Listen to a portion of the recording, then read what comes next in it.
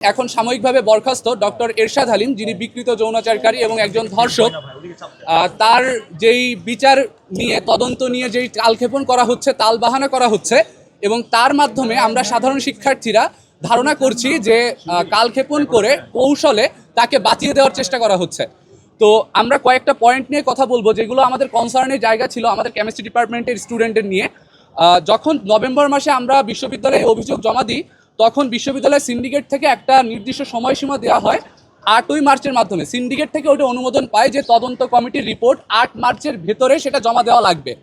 কিন্তু আমরা দেখতে পারি যে গত ফেব্রুয়ারি মাসে, অর্থাৎ 2 মাস অতিক্রান্ত হয়ে যাওয়ার পরেও, যেখানে 3 মাস সময় দেওয়া হয়েছিল, 2 মাস অতিক্রান্ত হয়ে যাওয়ার পরেও সিঙ্গেল কোনো মিটিং সেখানে আয়োজন করা হয়নি তদন্ত রিলেটেড। পরবর্তীতে যখন আমরা প্রভিসি স্যারের সাথে কথা বলি আমাদের সবার সহযোগিতা নিয়ে, তখন তারা দ্রুতভাবে মিটিংয়ের আয়োজন করে থাকে। আচ্ছা, এরপরে মিটিংগুলো করার পরে আমরা যখন তাদের সাথে যোগাযোগ করতে থাকি মিটিংগুলোর আপডেট নিয়ে, তারা আমাদের ঠিকভাবে আপডেট দিতে চায় না। ইভেন ভিকটিমরাও যোগাযোগ করলে ভিকটিমদের সাথেও এক প্রকার কোনো সময় তাদের সাথে রাফ বিহেভও করা হয়েছে, যে এত আপডেট কেন চাইতেছেন, আপডেট তো দিবই। এই নিয়ে আমরা কোনো এক্স্যাক্ট কোনো আপডেট দেওয়া হয়নি। এমনও হয়েছে যে আমরা স্টুডেন্টদেরকে এক ধরনের আপডেট দেওয়া হচ্ছে, আবার প্রক্টর স্যারকে আরেক ধরনের আপডেট দেওয়া হচ্ছে, অর্থাৎ একটা মিসকমিউনিকেশন বা মিস ইনফরমেশন আমাদের স্টুডেন্টের মধ্যে স্প্রেড করা হয়েছে। তো লাস্ট যে ঘটনাটা নিয়ে আমাদের আরেকটা ইস্যু হয়েছে, সেটা হচ্ছে ঢাকা মেডিকেল কলেজের অধ্যক্ষের রুমে একটা কনফারেন্স করা হয়, যেখানে সরাসরি অভিযুক্তও ছিলেন এবং যারা অভিযোগকারী তারা উপস্থিত ছিলেন। তো সেখানে দেখা যায় যে আমাদের যেই অভিযুক্ত সে সব রকম তার অভিযোগ অস্বীকার করে, যেটা খুবই স্বাভাবিক। এবং আমাদের কাছে সব ধরনের তথ্য প্রমাণ আছে, ভিডিও আছে, অডিওজ আছে, কল রেকর্ডিং আছে, সুস্পষ্ট স্ক্রিনশট আছে, সব ধরনের প্রমাণ আছে। সব ধরনের প্রমাণ থাকা সত্ত্বেও তদন্ত কমিটির যে রিপোর্টটা 8 মার্চের ভেতর জমা দেওয়ার কথা ছিল, আজকে 30 এপ্রিল হয়ে যাওয়ার পরেও সেই রিপোর্ট তো জমা দেওয়া হয়নি, বরং আমাদের কোনো আপডেটও জানানো হয় না যে এখন সেটা কোন স্পটে আছে বা কোথায় আছে, কি কবে পাবলিশ করবে, এক্স্যাক্টলি স্পেসিফিক কোনো ডেটও আমাদের জানানো হয়নি। লাস্ট মিটিংটার পরে আমাদেরকে জানানো হয় যে যেহেতু অভিযুক্ত সব ভিডিও অডিওজ এগুলো অস্বীকার করতেছে, সে বলতেছে যে এগুলো সব এআই জেনারেটেড। তো এগুলো স্বাভাবিকভাবেই হচ্ছে এখন কোথায় পাঠানো লাগবে, ফরেন্সিকে পাঠানো লাগবে। কিন্তু অলরেডি আমাদের একটা মামলা কোর্টে চলার জন্য পুলিশ থেকে একটা কিন্তু রিপোর্ট, এইটা সব কিছুই ফরেন্সিকের জন্য আসে। এখন আমাদের কোশ্চেন হচ্ছে যে অভিযুক্ত সে তো কখনোই একবারে স্বীকার করবে না যে সে এই কাজগুলো করেছে। তো এটা খুবই স্বাভাবিক ব্যাপার, এই জন্য তো তদন্ত কমিটির আয়োজন করা বা তদন্ত কমিটি কাজ করতেছে। তাহলে সেই ফরেন্সিকের যে দেওয়ার কাজটা, যে ভিডিওস অডিওস ইমেজ স্ক্রিনশট, এই ফরেন্সিকে দেওয়ার কার্যক্রমটা কেন ডেডলাইন চলে যাওয়ার পরে 4 মাস 5 মাস পরে তাদের ফরেন্সিকে পাঠাতে হবে? ফরেন্সিকে যদি তাদের পাঠানোই হইতো, সেটা তো তদন্ত কমিটির শুরুর একেবারে প্রথম কাজই ছিল তো ফরেন্সিকে পাঠানো, কিন্তু তারা সেটা পাঠায় নাই। পাঠাচ্ছে কখন? 4-5 মাস পরে, অর্থাৎ একটা ডিলে করা। এছাড়াও আমাদের শিক্ষার্থীদের মধ্যে একটা কনসার্নের জায়গা ক্রিয়েট হয়েছে, যেটা আমরা ধারণা করছি বিভিন্ন রাজনৈতিক ব্যাকআপের সাহায্যে ডক্টর এরশাদ হালিমকে কোনোভাবে এখান থেকে বাঁচিয়ে দিয়ে বা তার পানিশমেন্টটা মিনিমাইজ করে ঢাকা বিশ্ববিদ্যালয় ব্যতীত অন্য কোনো বিশ্ববিদ্যালয়ে বা অন্য কোনো জায়গায় তাকে শিক্ষক হিসেবে আবার নিযুক্ত দানের একটা চেষ্টা চলতেছে। এটা আমরা বিভিন্ন মাধ্যম থেকে অলরেডি খোঁজ পেয়েছি। এই জায়গাগুলো নিয়ে আমরা এখানে কথা বলতে আসছি। আরেকটা যে ইস্যুটা হয়েছে, প্রথমে যখন একেবারে ফার্স্টে নভেম্বর মাসে তদন্ত কমিটি করা হয়, তখন আমাদের কাছে সব তথ্য প্রমাণ চেয়ে একটা পেনড্রাইভে জমা দেওয়ার কথা বলে। আমরা সব কিছুই পেনড্রাইভে জমা দিই। জমা দেওয়ার পরে আমাদের যে তদন্ত সচিব ডেপুটি রেজিস্ট্রার আইয়ুব আলী, তিনি বলেন যে তিনি কোনোভাবে হচ্ছে এই সব প্রমাণ হয়তো মুছে গেছে, ডিলেট হয়ে গেছে।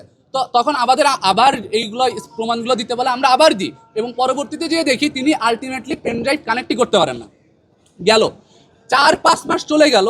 আমাদের এই যে অভিযোগকারী এবং অভিযুক্ত যে সরাসরি মিটিংটা হয়েছে ডিএমসির কনফারেন্স রুমে, সেটার পরে আমাদের প্রশাসন থেকে জানানো হয়, অ্যাসিস্ট্যান্ট প্রক্টর কয়েকজন স্যার আমাদেরকে জানান যে আমাদের তথ্য প্রমাণগুলো, videos audios recording screenshot images, সেইগুলো আরেকটা পেনড্রাইভে করে আবার জমা দেওয়ার জন্য। যে সব প্রমাণ যে পেনড্রাইভে ছিল, ভাইরাস ঢুকে নাকি হচ্ছে পেনড্রাইভের থেকে সব তথ্য প্রমাণ মুছে গেছে। তো তথ্য প্রমাণ মুছে যাচ্ছে নাকি মুছে ফেলা হচ্ছে এরশাদ আলিমকে বাঁচিয়ে দেওয়ার জন্য, সেটা আসলে আমাদের মনে একটা কংক্রিট প্রমাণ বা কংক্রিট একটা কোশ্চেনের জায়গা কিন্তু ক্রিয়েটই করতেছে। এবং পাশাপাশি এই যে বারবার প্রমাণ দেওয়া বারবার তাদেরকে হচ্ছে পেন ড্রাইভে সাবমিট করতে বলা, ভাইরাস ঢুকে, একটা অদৃশ্য ভাইরাস ঢুকে বারবার মুছে যাচ্ছে। তো এইটা করার কারণে যেটা হচ্ছে, আমাদের যে ভিকটিম, এই ভিকটিমদের কিন্তু মানসিকভাবেও তাদের হ্যারাসমেন্ট করা হচ্ছে। 3 মাস পার হয়ে যাওয়ার পরেও মার্চের 8 তারিখ এই তদন্ত রিপোর্ট জমা দেওয়ার কথা, অথচ আজকে এপ্রিলের 30 তারিখ, এখন পর্যন্ত তার কোনো আপডেট নেই এবং বিভিন্নভাবে এটাকে পিছানোর একটা চক্রান্ত চলছে। এই ব্যাপারে আমরা বিসি মহোদয়ের কাছে এসেছিলাম। স্যার আমাদেরকে বলেছে আগামী মে মাসের 7 তারিখ সিন্ডিকেট মিটিং আছে, এই সিন্ডিকেট মিটিংয়ে রিপোর্ট তাদেরকে পেশ করার জন্য উনি নির্দেশনা দিয়েছেন। সুতরাং আমরা এই ব্যাপারে আশ্বস্ত হতে চাই, আপনাদেরকে আশ্বস্ত আমরা করতে চাই যে বিসি স্যার উনি নির্দেশ দিয়েছেন যে আগামী 7 তারিখ সিন্ডিকেট মিটিংয়ে এই রিপোর্ট পাবলিশ হবে। যদি না হয় তারপরে কি হবে সেটা স্টুডেন্টরা ডিসিশন নেবে, কারণ বারবার আমরা দেখছি এই ধরনের ঘটনাগুলো হচ্ছে। আপনারা জানেন যে আমাদের থিয়েটার অ্যান্ড পারফরমেন্স ডিপার্টমেন্টের আমাদের একজন বোন মিমো, তিনি আত্মহননের পর বেছে নিয়েছেন। একজন শিক্ষকের ব্যাপারে তার এখানে এলিগেশন আছে, সুদীপ চক্রবর্তী, তাকে অ্যারেস্ট করা হচ্ছে, তার বিরুদ্ধেও এখানে একটি তদন্ত কমিটি তৈরি হচ্ছে। কিন্তু প্রত্যেকটা বিষয় আমরা দেখছি বিশ্ববিদ্যালয়ের যে শিক্ষকের বিষয়ে শিক্ষকের বিষয়ে যখন কোনো অপরাধের কথা আমরা জানতে পাচ্ছি, তদন্ত কমিটি হচ্ছে, তার কোনো রিপোর্ট আমরা সময়ের মধ্যে পাচ্ছি না এবং একটা পর্যায়ে নিয়ে যেয়ে সেটাকে প্রলম্বিত করে এটাকে বিঘ্নিত করার একটা চক্রান্ত হচ্ছে। এই জন্য বিশ্ববিদ্যালয় শিক্ষার্থীরা এখানে এসেছে। বিসি স্যার বলেছেন আগামী 7 তারিখে রিপোর্টটা পাবলিশ করবেন তারা।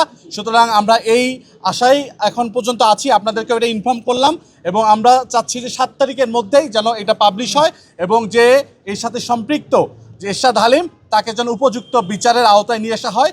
আমাদের যারা ভিকটিম তারা নানাভাবে এখানে হ্যারাসমেন্টের শিকার হচ্ছে, তারা ভয় পাচ্ছেন, কারণ ইতিমধ্যে এই পর্যন্ত শিক্ষকদের ব্যাপারে যে অ্যালিগেশনগুলো তার যথাযথ কোনো স্টেপ নেওয়া হয়নি।